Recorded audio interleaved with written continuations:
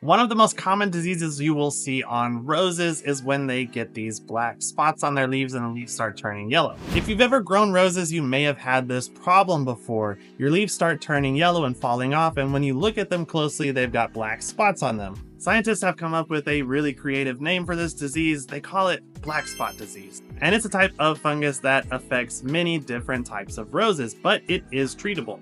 Now, we typically see this during the spring when it's more humid and rainy and warm. Now, the good news is this is not a fatal disease. It's not going to kill your rose plant, but it does make them look really bad. So here's what you can do.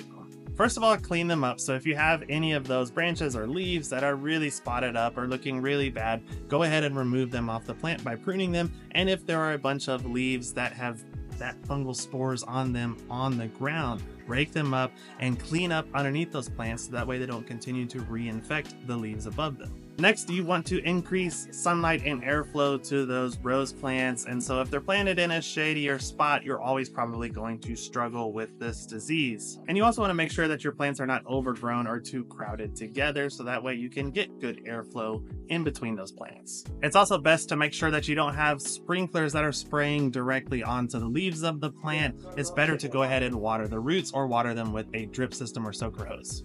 And then you can bring in chemical intervention methods such as these products. Fungicide 5 is a naturally occurring bacteria, so this is an organic solution for fungus issues on plants.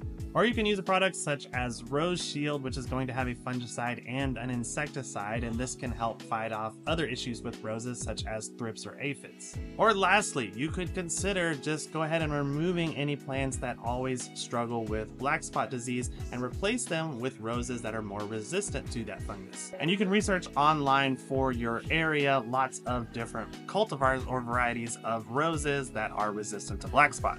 So make sure you stay ahead of this fungal disease and keep your roses looking beautiful.